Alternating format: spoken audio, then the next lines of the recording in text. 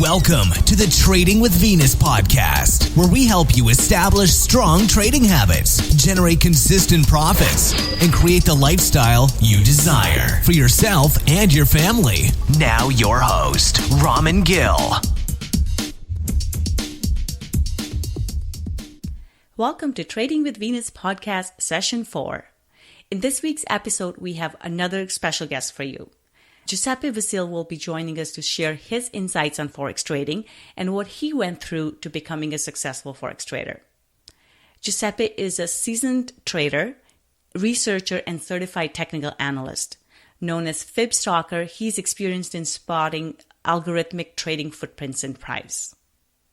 So Giuseppe, welcome to the show. We are really thrilled to have you with us today and share your story with the audience. Thank you for having me, Raman. All right, let's get started. In this interview, we are really trying to capture your story. We would like to understand what you have been through in your trading journey and how you got to the place that you're at. You are a successful trader. However, I do understand, you went through the similar journey that most of us go through to get to that success level. So let's dig into your story. Are you ready? Yeah, absolutely. Thanks. Tell us a bit about yourself. We would really like to get to know you personally. I do not have a formal education in finance or trading, as indeed I'm a computer science engineer, and I've worked a few years. I'm from Italy. I studied in Italy, in Rome, and I have worked a few years as an IT consultant for a large consulting company, a Big Four called Accenture. And I started in 1999 with them, and I've been traveling around Europe for some time. It's been very exciting time. I went through part of the career ladder as an analyst and consultant, and then I became an IT project manager as well in 2005. In 2009, I decided to put a career in trading as well as keeping IT consulting on the side. And, as per trading, I really started in 2001. That's the period. And, started taking courses in 2005, 2006 and working with mentors in 2006. I've also enrolled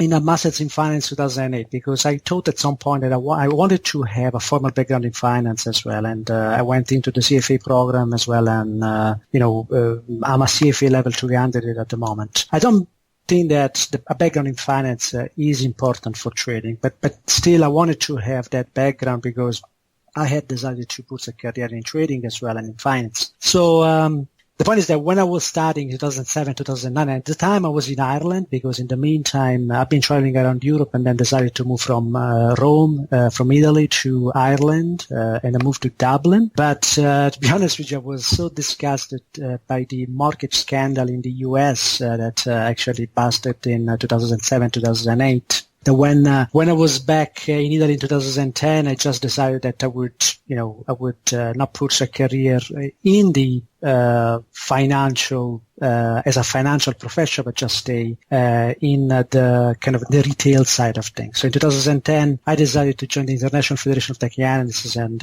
became a certified market technician as well. And for the IFTA, I also published a number of research I've done in the last 3 years, and I'm working on a third research study now. So that's my kind of my professional career. And now at some point I have discovered this interest in trading, and at some point also decided to learn more about finance. And I now live in Canada and trade part-time, and I also mentor and work with fxtrade.com. I'm a premium contributor for them, and I lead the Toronto Forex meetup as well. That's a little bit my background. Very good. So how did you first get started into with trading? How did that topic even come up? Yeah, I don't think it's much dissimilar from the experience of other people. In 2000s, when I started working in 1999, of course, I wanted to get involved in the market and start saving and investing my money. So, obviously that happened in a wrong moment because, of course, the market was at all highs at that stage. So I've lost a little bit of money in 2001 because I had started with an accumulation plan. So I had a financial planner who came every month to pick up a check, and we would actually build an equity in stocks, which generally, for long-term investing would not be a bad idea. The problem was that when I started asking questions, and the reason why we were keeping buying as the market was moving lower, I had no answers. The only answers I would get is that we were doing an accumulation plan and we would be happy with a lower average cost. So I started asking questions, and then at one point I realized, well, why I'm actually giving my monthly check to a financial planner who has no clue what's going on in the market? Should I not try to give it a try and try to understand myself how it works? And actually, at the time, I think it was 2001, 2002, there was a company, it's called MicroStrategy, and this company still exists, and it actually issued stocks that trade on the Nasdaq. When looking at the chart of this stock, I noticed that the stock was actually gaining, and it actually gained in 2 years from 2000 to 2002, 1,000%, while the Nasdaq lost 50%. And this really, from an intellectual point of view, caught my interest, and then I decided I had to understand why it was happening, and what were the reason why one stock or one financial instrument would go up while the overall market is going down. And that's really what sprinkled and actually my interest, and so I started studying technicals, and at the same time I started studying stock valuations, and with time that led with a stronger and stronger interest, and eventually started studying indicators, trading system development, and so on. But that's the way and the reason why I started trading, actually. Did you face any challenges, were you profitable right off the bat, or did you feel like you had failed at some point? No, look, I smile because obviously, I wish I was successful right away. I've lost a bit of money in using different type of strategies, and actually I started system trading and trend following systems. And the problem is that there in 2003, 2004, I really did not understand the statistics and the fact that the market will actually, and those trend following system will actually give results only if you allow enough time for them to work. I did not understand cycles and the potential for market to grow over time, and that potential is there if you think of the moves in stock in the S&P 500 from 1982 to 2000, or even the current move from 2009, from March 2009 to current high. So when it comes to trend following, which was really what I started with, I didn't have that emotional build to, I was not emotionally built to trade it. And I didn't like the idea of giving back gains. I didn't like the idea that, I would get late signals, and at the time I was working with, moving average crossovers as well. So very simple systems as well. As I matured and learned more and more about trading, there were other moments in which I was not getting the results I was expecting from my strategies, and particularly when I started using indicator, I then realized that they were not able to capture, at least for me, good entries and with an acceptable risk. And actually, risk acceptance has been one of my important conquests. So going back, there were a number of times in which I had started again with a new system or with a new account, and I kept getting streaks of losses. And when that happens, of course, everyone who has been there, your confidence and my emotional capital goes down, is a bit and debased. And so there were three main things that helped me. First of all, the conviction, and my strong passion that I would eventually get there. And that's, I believe it's something that you have to be successful in trading. You have to really believe it, and you have to put in the hard work to get there. Another problem I had is that I was trying to solve the market puzzle by myself. and using mainly leveraging my engineering skills, right? So that, and actually then after I discovered that that's very common in this business, because there are professionals who experience very good results in their own professions, but then when they try to translate these good results into trading, that success does not translate automatically in good results in trading. And to me, the realization was that, and it was partly a relief, that I needed someone to help, a mentor to help me. And finding mentors, unfortunately, has not been easy, but that has been the solution for me. I just realized that, going by myself, I would not be able to develop those models and concepts and to address market, the way the market moves. So that was for me, the way I overcame that. I mean, passion, strong will, and willing of putting the hard work, because I was doing this while on a full-time job as well, and finding a mentor. And I've been spending a lot of time finding good mentors. It's very difficult to find good mentors, actually, at least in my experience. So let's talk about becoming consistently profitable. Now, what was your biggest challenge? How did you overcome that? Well, I think my biggest challenge has been ways to properly manage risk, but at the same time applying that to effective price patterns. And I believe these two elements, risk management and discovering effective price patterns, are connected, and they influence your psychology as well and your discipline. How easy or difficult it is for you to follow your trading system. Now, I tried almost everything during the years I was actually, coming up from trend following and started looking at indicators. So I traded reversal using divergences, moving average, support and resistance, even continuation patterns, which are based, of course, on breakout setups. And finally, I ended up trading retraces in low risk areas using what I call price structure. Now, this has developed in a number of years. It's not something that happened from one day to the other. But I went to trading lagging indicators into, really simplifying everything and looking at naked price, basically.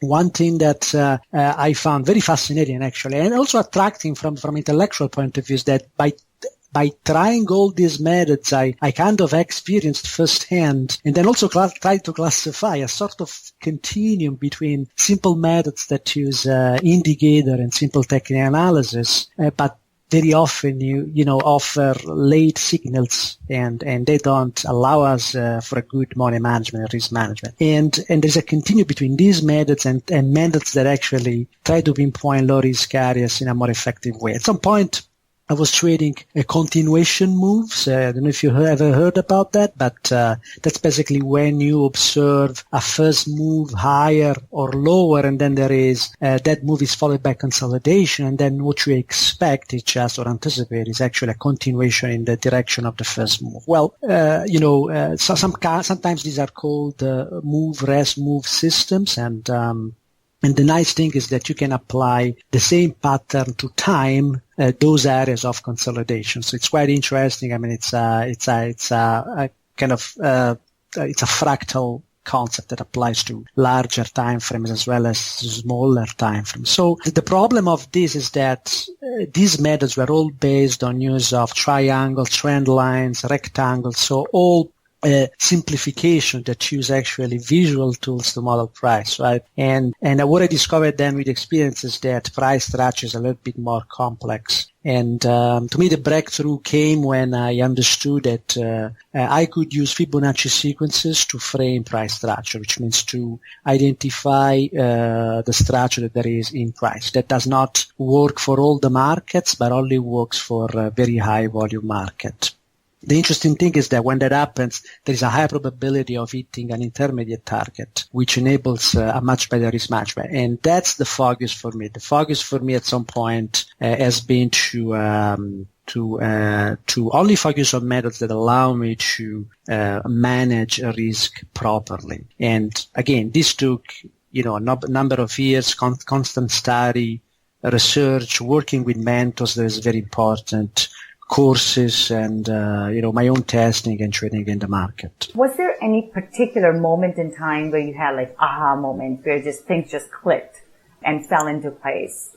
That's interesting. I think the most important one, when you go through your own career or trading development, what happens is that you have a number of these aha moments, and very often you believe you got it, and it happened to me a number of times. You think you got it, but then you start applying it and you discover that it's not as powerful as you initially thought to be. One aha moment that came actually 8 years after I started was when I discovered that areas of potential participation of modern algorithms, again, only on high volume market, could actually be foreseen and forecasted with weeks, days, and hours in advance. And that becomes that of course depends on the market you're working on. Now, you cannot anticipate all the possible area of participation, but you can anticipate a number which is good enough to give you a reasonable number of setups, right? And especially when you trade on the smaller time frame, like the 4-hour and the 1-hour time frame.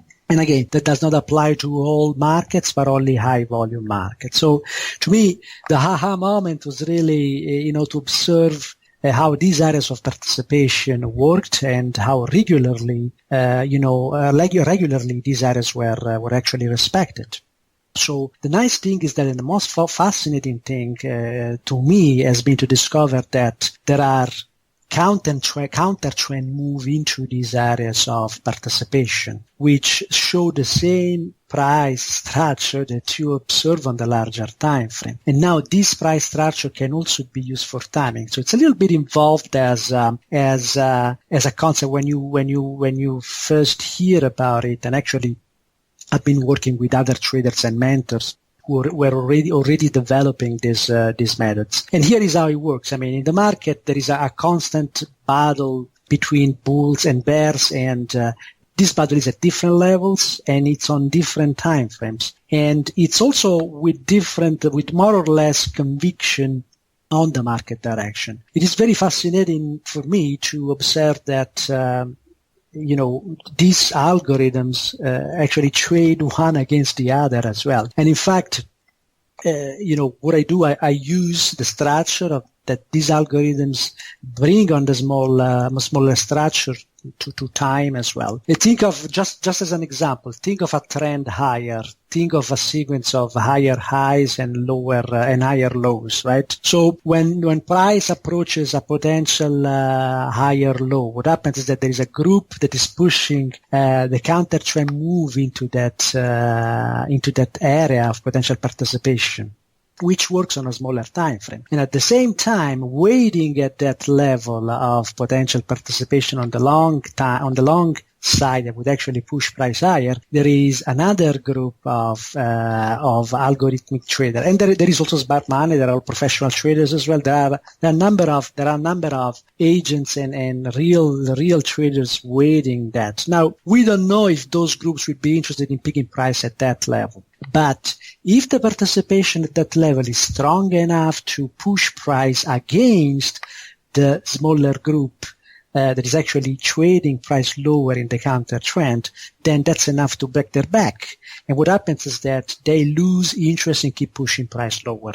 And that was for me the that was for me really the conquer, because now this is normally a very important development, because when that happens, the group that is actually willing to keep pushing price higher to continue the trend can actually push price far enough from the entry level that we can actually manage risk in a proper way. And that was for me the conquer, the aha moment, because I had a procedural way that would actually help me enter the trade at the same time, trying to keep risk low. And then I elaborated on it as well. I mean, I've started applying my own research to some of these ways and rules to identify price structure. And I came with some proprietary patterns as well. So that was my aha. Now, it's a little bit involved because the effects of classes of algorithms on price of modern markets is not something that is widespread or widely known among retail traders.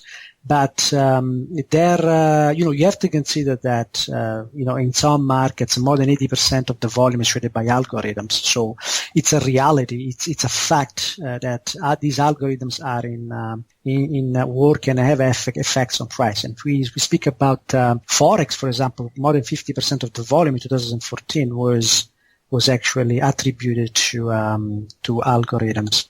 It's quite fascinating because there are also other topics and also in relation to how these algorithms have internalized the psychology of the market as well, which is very fascinating. And I've talked about this in a number of webinars as well. It's fascinating. So that was my aha moment. So you've mentioned mentors, particular person or people who have had a tremendous impact on you as a trader? Well, there is one person particularly, and his name is Van Tarp. You might have heard about him. He has written a number of books as well. Trader Your Way to Financial Freedom, I believe, is one of them. And he also wrote the definitive guide to position sizing. And he has had an amazing impact on my trading life in terms of understanding of major trading concepts. And I met Van Tarp in person for the first time in 2007 in London, UK, where I went for a 3-day course. And then I met again in North Carolina, where he lives, in the US in 2008. For a couple of other courses as well. And, he had impacts in 4 different aspects, at least in 4 different aspects in my life as a trader. First of all, he helped me understand risk in a more profound way. And for example, I made a lot of silly mistakes when it came to risk management. One of them, I remember, and the first one I realized, there was an aha moment as well, is that I thought that it was good to increase risk and position sizing after a streak of losses. And if you think about it, it makes sense it looks like it makes sense, right? But the reality is that it's wrong thinking. And it came from my knowledge of calculus of probability in my engineer background. And here is the reason. I can create example.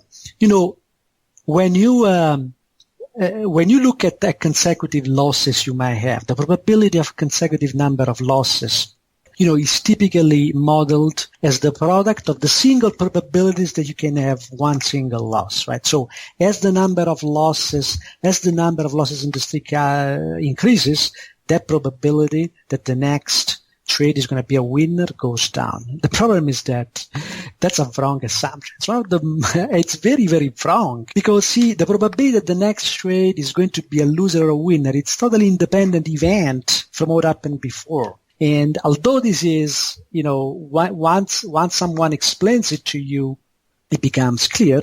At the beginning, it was not clear to me. Then, he also introduced me to trading system development and understood the different parts of a trading system and how they work together. So that helped me a lot in refining my trading system. Another very fascinating area I discovered with Van Tarp is the art and practice of money management, position sizing. Now, again, this is very simple. It's math oriented, but position sizing tried to answer a very simple question, which is how much my position should be, how I have to size my position, right? And again, position sizing is totally independent from the trading system. That's what I discovered. So you can define virtually thousands of different algorithms or techniques, position sizing techniques, and overimpose those on your trading system. One important thing I remember Van Tarp kept repeating is that money management and position sizing are the way we reach objectives in trading. In the beginning, this didn't make a lot of sense to me, right? I didn't understand the relation between, money management and the objectives of trading. Okay, first of all, what are my objectives in trading? Like, do I want to make 10%, 50%, 100% a year? With which probability I want to make this money? So, what's the downside? What's the probability of me, losing 30% on the other hand? So at the beginning, all these concepts didn't make sense. But he kept repeating this and then things started to make sense. And I was so fascinated by this that, at some point, when I was during my master's in finance, I decided that I wanted to prove formally in my master thesis that there is indeed a linkage between money management, trading and investing objectives. And actually, it was very interesting. I mean, I was capable of doing that using mathematical model, and I took also the opportunity to fill a little gap in the financial research, because the link between position sizing and money management and trading results is very well known. What is not known is the linkage between money management and the ability for you to reach your trading objectives. It's quite interesting when you delve into it. And there are a lot of things I learn from Tap. Is also an expert of trading psychology, and again, one of the things that I loved that he used to say is that big losses, like losses that lose a multiple of the initial risk, are always psychological losses, and very often they come from the fact that we do not accept risk. And it happened to me a number of times. Maybe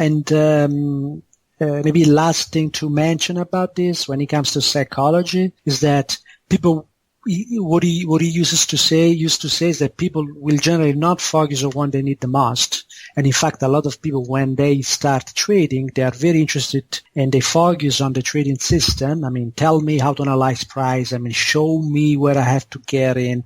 Give me information about the setup, right? And they never realize that the most important area is indeed psychology. And that's something that I've been working quite a lot in my trading as well. I totally agree with you. A lot of times traders just want to learn about a technical strategy or way of analyzing the market and taking trades. Where do I enter and where do I exit seems to be the most important question for everyone. But are there any successful habits that you believe have contributed to your trading success? Well, as you mentioned, one habit has to be a mental habit, the way you see yourself and the way you represent yourself. I mean, it's easier if you had success in other areas in your life to have that psychological build up and a structure that helps you to continue and go on and keep learning, even when things are not going well. I think, so belief, it's very, very important, but believe that you can make it, and actually you can learn to manage this properly, and you can learn to trade with a system that respects the way the market work is possible and exists. I mean, methods that do that exist. So you have to get convinced and be convinced that you can do that because other people do that. And to me, one important habit has been to review the market and keep reviewing price again and again and again for a number of reasons. Of course, now to prepare to the next trading session, because you want to know exactly what are the areas where you should get involved and where you have the highest probability of a continuation of the trend. And also to know when not to trade, so when the news are in or, whenever there are planned events that, and when that's the case, I just, decide not to trade that specific pair when it comes to Forex. But also studying past price data and applying your current trading rules to price data, whether it's last week or, again, going through all the data you have for the markets you follow, and that helps a lot keep improving the system. I studied repeatedly, hundreds of times, 20 years of data of the markets that I was interested in. Sometimes I had tens of markets to study. So I think that's something that worked me quite a lot, because when you do that, you get a feeling, you start internalizing some aspects of the way the market behaves. And I'm not talking about here developing a discretionary approach to trading, because I don't believe to that. I think that only people who have a very strong and long experience in the markets, like 20, 30 years of experience, they can actually trade discretionary. That's not that I can do. I don't have enough experience, so I have to follow rules. And to me, a way to tune up those rules has been to keep going back and looking at market price and apply my trading rules to past market data. Now, is there a book or resource that you have found helpful that you believe will help our listeners? Well, there are a few of them. I like to focus on the psychology of trading. And I believe in this area, the book from Mark Douglas, Trading in the Zone, is probably one of the best books ever written on this topic, on the topic of psychology. And as we mentioned before, and you confirmed that a lot of people like to focus mainly on the trading method. And sometimes they take into consideration timing and money management, risk management. But the majority of starting and developing traders do not even imagine that, do not imagine and understand that psychology will make you or break you as a trader, and that's the reality, right? So, and they don't realize they need a well-designed process that leads you from A to B, and it's not something that, it's something that you can learn with years of trading and, the hard way by trying.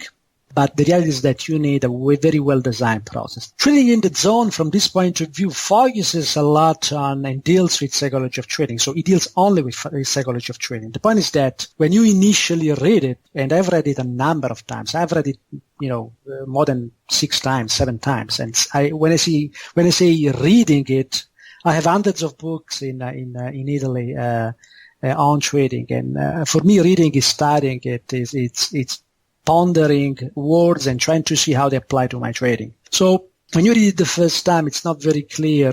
It gives you a very nice framework of reference to understand what happens in your mind, but how do we use it, right? So, and that was my questions when I read it for the first time. Then, when I started understanding, I started using it in 2 ways. First, as a mean for me to help me analyzing what I was thinking when trading.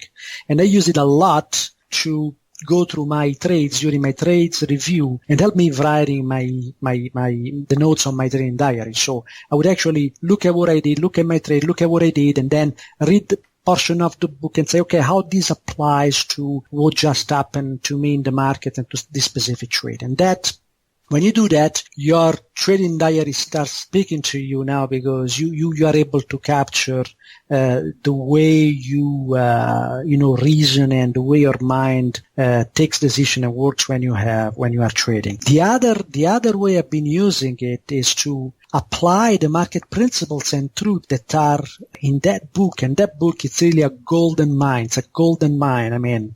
There are principles and truths. I think it's 5 truths and 7 principles. And I needed to understand how to incorporate this principle and truths in my trading system. At some point I said I will not trade any trading system that does not reflect these truths or principles. And let me give you just an example here. One of the first truth is the market can do anything in that book. Okay. So if that's the case, and I believe it's certainly true, how this affects our trading system and the way we execute it. Now, how this affects our trading system is that, I need to mind risk and play in defense at all times, because if anything can happen in the market, I have to mind risk first, because anything can happen, and then I can think about gains. And that's, it's a subtle change, but I wanted it to be reflected in my trading system. Okay, it's very, very important. And, and so I have a number of mechanisms and devices to manage risk, like confirmation, like trying to get a fair risk trade as soon as possible, accepting risk, and so on. In terms of how I execute my trading system, I have absolutely to avoid any type of assumptions on the market, because if the market can do anything, I cannot do any type of assumption. So for me, even a fixed pip risk or a fixed pip target are not allowed in my method, because they do not respect the current price structure, or they don't respect the markets, because the volatility of the market changes. So if I try to model market or say, my risk is fixed and my gain is fixed, I am not reflecting the reality of the market. And actually, the market can do anything, and I cannot make assumption on the market. So that's one example. And there may be other examples. Risk acceptance is another important area in the book. But that book is a golden mine. And my recommendation to the listeners and your followers is that you do whatever you can to try to incorporate those principles and truths in your trading system. If your trading system does not reflect those, you are in big trouble. I absolutely agree with you. I own that book actually, and I've gone back and read it multiple times. And like yourself, I wanted to apply those principles, so I had to go back and take portions of it and keep applying it. It's interesting you mentioned the process because I feel that's my core strength. That's where what makes me, what changed my trading was the process that I put around my trading, not just the technical strategies or, analysis on the market, but the process and the rules and other things that go with it. It is so important. And you know what, it is absolutely. And the thing is, you don't understand that when you're a new trader or a developing trader. Well, in a way, if I may say this, this is very important to me.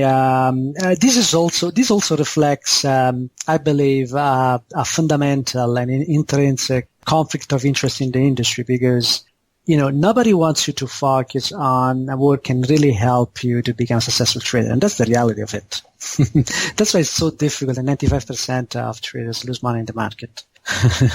And that's one of the reasons why, I like retail trading and I'll keep, focusing in that area. If you could do this over, knowing all that you know now, what would you do differently? I started working with mentors in 2006. This was 4 to 5 years after, after I got interested into trading and the market. So what I would do, I would actually, try to seek for mentors early in my career, knowing that even if I have a background in engineering, a background in finance, I cannot solve the market puzzle by myself. Millions of people have tried that and millions have failed to do that. So who am I?